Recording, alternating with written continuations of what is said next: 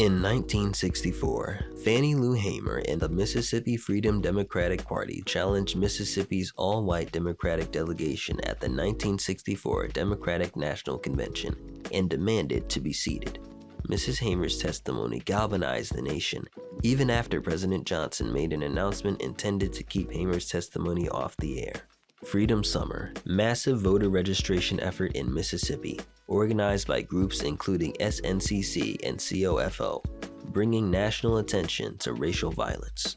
April 3rd, Malcolm X delivers The Ballot or the Bullet, where he articulated a more militant vision of black political power, emphasizing self-determination and human rights. The Civil Rights Act of 1964 is signed on July 2nd. Founded in 1964, the Freedom Now Party emerged in Michigan as a bold independent force for black political self-determination.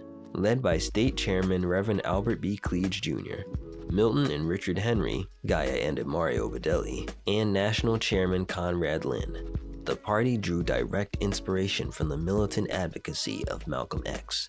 It sought to dismantle the two-party system, which leaders argued had abandoned black Americans. July 16th, Harlem Rebellion.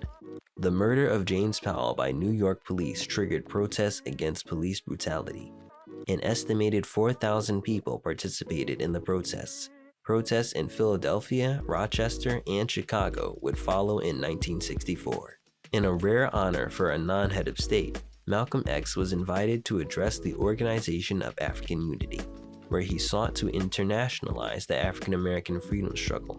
Speaking to African leaders, he argued that the oppression of black people in the United States was not merely a domestic civil rights issue, but a global human rights concern, declaring, "Your problems will never be solved until and unless ours is solved."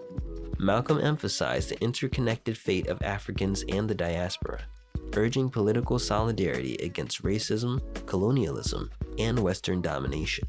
December 10th, Dr. King wins the Nobel Peace Prize. Equal Employment Opportunity Commission established. On December 11th, Che Guevara delivered a blistering hour-long address to the United Nations General Assembly, appearing in his signature olive green fatigues as the representative of Cuba. The speech was a fierce denunciation of U.S. imperialism, where he famously called out American hypocrisy regarding civil rights, asking how a nation that discriminates daily against its black population could consider itself a guardian of freedom.